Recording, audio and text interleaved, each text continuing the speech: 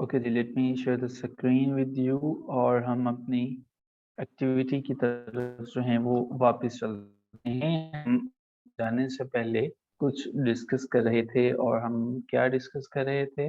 हम डिस्कस कर रहे थे जो भी आपके सामने है। ओके जी, सो ये आपने जो है वो एक करेक्शन की थी। अब जरा एक दूसरी करेक्शन भी जो है वो करके दिखाइएगा।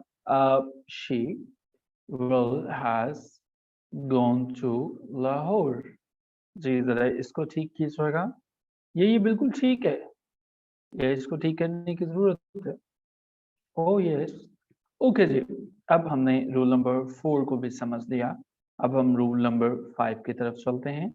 रूल नंबर 5 हमारे पास कुछ मुख्तलिफ कहता है और ये कहता ये है कि आपने कथन अनलेस के बाद और अनटिल के बाद नॉट नहीं लगाना है। ये आपने याद रखना है, अनलेस और अनटिल के बाद नॉट नहीं लगाना है। ठीक है, सो प्रैक्टिस करके देखते हैं। इसको कीजिएगा, unless he does not work hard, he cannot pass the exams. So यहाँ पे क्या लगता है आपको कि यहाँ पे क्या नहीं आएगा? unless he क्या आएगा? नहीं, ठीक कीजिएगा। डज नॉट तो ठीक है, तो ये कैसे आएगा? क्या होगा यहाँ पे? कुछ तब्दीली आएगी। तो लेट्स सी कौन जो है वो इसको ठीक करता है। ये जो पहला सेक्शन मैंने हाईलाइट किया अभी। वेरी गुड मरियम जफर ने इसको बिल्कुल ठीक किया। ग्रेट मरियम, माशाल्लाह आपने अच्छा किया, सबसे पहले किया। So brilliant girl is there. Tayyaba, unless he works hard. Hard, okay, fair enough. Okay, बाकी पार्टिसिपेंट्स। ओके, चलिए हम अज्यूम कर रहे हैं, हम बाकी पार्टिसिपेंट्स की खामोशी की का एहतराम करते हैं। बट अगर आप टाइप नहीं करेंगे तो यकीन कीजिए इंग्लिश बड़ी नखरीली है, ये नहीं जाती है वैसे किसी के पास। जब तक कोई इसको मुंह ना लगाए तो लगाना पड़ेगा। कोशिश करें कि टाइप करना पड़ेगा। अगर आप नहीं करेंगे तो फिर मीरा साहिबा कहती हैं English comes to me slowly slowly. तो फिर आपको भी कहना पड़ेगा कहीं पे भी English comes to me slowly slowly. NTS के पेपर में, एजुकेटर्स के पेपर में फिर आप भी लिखेंगे द सॉन्ग्स आर वॉकिंग, गाने चल रहे हैं। फिर आप भी लिखेंगे ब्रिंग्स द मैथमेटिक्स, हिसाब किताब लेके आओ। So you need to work really hard, otherwise Meera ji की रूह तो फिर बाकी है दुनिया में। चलिए खैर आगे बढ़ते हैं ऐसे। रूल नंबर 6 हमारे पास है और sir next otherwise cheating. Okay, अच्छा जी, it's not to me even slowly. Great. Rule number 6 हमारे पास जो है कि याद रखेंगे आपके एज इफ और एज दो, इनके बाद हमेशा आपने वर्ड लगाना है। एज इफ के बाद और एज दो के बाद आपने हमेशा वर्ड लगाना है। तो आपने इनके बाद क्या नहीं लगाना है वो ये है कि आप इस आर एम जो है वो इनके बाद नहीं लगाएंगे। अगर आपने इज आर एम लगाया तो आपका जो सेंटेंस है वो गलत का गलत ही रहेगा। ठीक है, चलिए करेक्शन करके देखिएगा जरा, इसको जो है वो करेक्शन करें। ये मैं पहला सेंटेंस मैंने लिखा और ये करेक्शन आपके पास 5 नंबरों की है, 5 नंबरों की करेक्शन है आपके पेपर के अंदर जो है। सो इट लुक्स, कहाँ चला गया? ये कहाँ लिख रहा है? नीचे लिखें, it looks as if he is mad। जी, क्या होगा जी ये ठीक? As if he were mad। That's great। Okay, okay, it looks as if he ate stale bread yesterday। 3 words friends।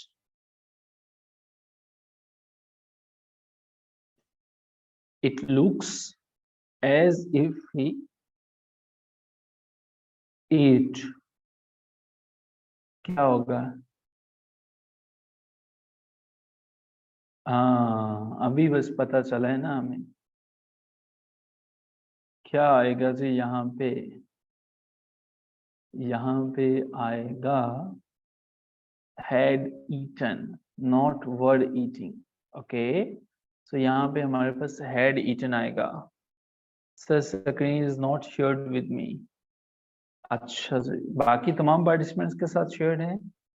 हमारे पास एक ही ऑप्शन होता है, सभी के साथ शेयर्ड होती है, और ये किसी को रिस्ट्रिक्ट नहीं किया जा सकता कि स्क्रीन उनके साथ शेयर ना की जा सके। आप अपने इंटरनेट कनेक्शन को चेक कर लीजिए, स्क्रीन तो वाज़ेह है और सभी के साथ जो है वो शेयर्ड है। आई थिंक कि आपको अपना नेट का कनेक्शन जो है वो चेक करने की ज़रूरत है।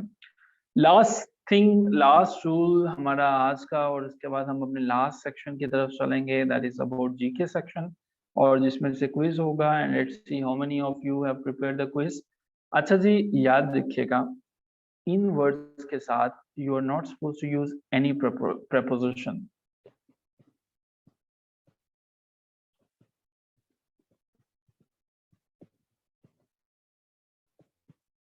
ओके जी, सो इनके साथ क्या होगा जी, कोई प्रपोजिशन आप इस्तेमाल नहीं करें। मिसाल के तौर पर जब आप लिखते हो रिजेंबल, ग्रामर को पढ़ने वाले लोग जो हैं वो ये कहते हैं कि इसके साथ जो है जब आप विद भी लगाते हैं, इवन वो भी नहीं आप लगाइए। ठीक है, ये वैसे ठीक है। ठीक है, सो रिजेंबल विद है तो ये गलत होगा। अगर आपने जो है वो कहीं पे रीच एट है, अच्छा ये होगा कैसे, सिंपल रिजेंबल, रीच एट है, ये क्या होगा जी, सिंपल रीच है। ऑर्डर है, ऑर्डर, सिंपल ऑर्डर जो है वो होगा। हम इनकी बात करते हैं, लेकिन अभी सब वर्ड्स देख लीजिएगा। मैरी है, मैरी सिंपल जो है वो मैरी, आप A double R Y Mary, ये वाला जो है वो ठीक है जी। लव है तो लव विद लिखना जो है वो गलत है, और मैरी विद लिखना जो है वो गलत है, ऑर्डर टू लिखना जो है वो गलत है। ठीक है, सो हमारे पास जो है इसके बाद I am going to repeat the rule number 6, just give me a moment, let me type all these things, उसके बाद हम करते हैं इस पर बात। अच्छा जी, कंट्रोल ऑन लिखना जो है वो जरूरी है, कंट्रोल ऑन, ये आप नहीं लिखेंगे, ये इनकरेक्ट है आपका। नंबर 7 पे जो है आप जो नहीं करेंगे काम, वो है इनफॉर्म टू। इनके साथ जो है आपने कोई प्रपोजिशन जो है वो ऐड नहीं करनी है। मिसाल के तौर पर ये रिजेंबल से अगर मैं ये लिखूं कि ही रिजेंबल्स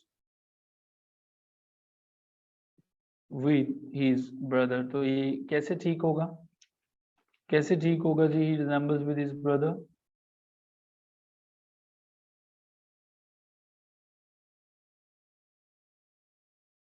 कैसे ठीक होगा, he resembles his brother। ठीक है, अच्छा, और अगर मैं यहाँ पे लिखूं he is married with a beautiful,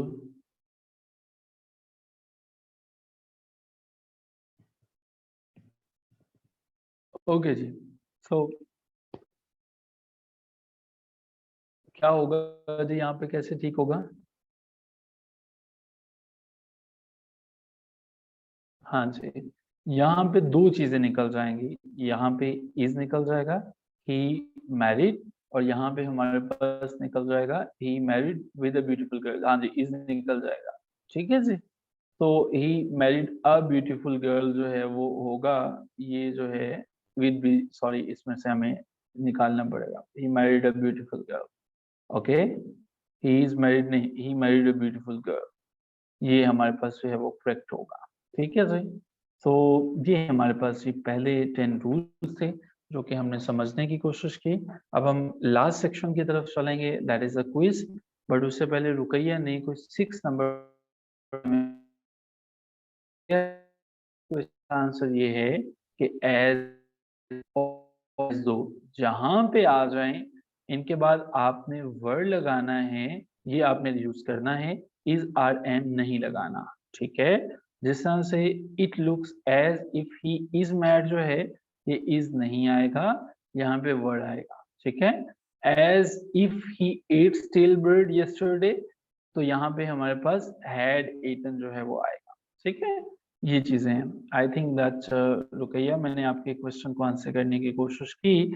सो अगर आपका क्वेश्चन आंसर मैं कर पाया दैट्स ग्रेट, अगर नहीं तो आप दोबारा पूछ सकते हैं। मीनवाइल हम अपने थर्ड सेक्शन की तरफ मूव करते हैं। इस सेक्शन में हमारे पास एक स्कोर बोर्ड हमारे सामने होगा, और स्कोर बोर्ड पे बेसिकली उन अजीम लोगों का नाम लिखा जाएगा कि जिनसे मैं अभी क्वेश्चन जो हैं वो जो मैं पूछूंगा, और जो ऑनेस्टली जो है वो हमारे पास इसका आंसर देंगे। सो जीके और सीए सेक्शन है, इसमें फाइल जो आपने आज तैयार की है उसमें से कुछ क्वेश्चंस होंगे, बस आपने आंसर उसका बताना है, और इसमें ऑप्शंस आपके पास नहीं होंगे। एंड लेट्स सी कि कितने लोग ऐसे हैं जो कि इसको आंसर कर पाते हैं। We have 8 minutes with us, और हम 8 मिनट्स में इस एक्टिविटी को कंप्लीट करने की कोशिश करेंगे। ओके जी। सो जी, पहला क्वेश्चन मेरा जी, इकरा आपने मेंशन किया you want to ask something, please go on. अच्छा जी, मुझे ये बताइएगा कि who is the current president of the Lebanon. Lebanon के प्रेसिडेंट कौन है अभी, सिर्फ पहला या आखिरी नाम उनका लिख सकें आप। Who is the current president of Lebanon? Okay, I am assuming के okay Mohammad Ehsan Michel Aoun, okay that's great. Maryam, that's great. So हमारे पास जो है वो एहसान जो है, इनका आंसर सबसे पहले आया। सो इस क्वेश्चन के is the winner of this question. Okay जी, नेक्स्ट हम जो है चलते हैं। कौन सी ऐसी कंट्री है जिन्होंने रिसेंटली जो है वो एक हिस्टोरिक मैरीटाइम बॉर्डर डील की है इजराइल के साथ? कौन सी ऐसी कंट्री इन्होंने इसके साथ जो है वो डील की है इजराइल के साथ अक्टूबर के महीने में? What is the name of that country? या मरियम, दैट्स ग्रेट। या इट्स लेबनान। इन्होंने जो है वो, मरियम ने ठीक बताया। अच्छा जी, मुझे ये बताइएगा कि पाकिस्तान के अंदर फ्रीडम नेटवर्क की एनुअल इम्प्यूनिटी रिपोर्ट के मुताबिक कितने जर्नलिस्ट जो हैं वो 2012 से 2022 तक के लोग हैं? कितने जो हैं वो जर्नलिस्ट को मारा जा चुका है? 53। I don't know what is your name, but you have mentioned 01, so आपका नाम नहीं है, तो मरियम साहिबा का आंसर ही हम कंसिडर करेंगे। आप अपना नेम लिख लीजिए ताकि हम आपके भी आंसर को कंसिडर कर सकें।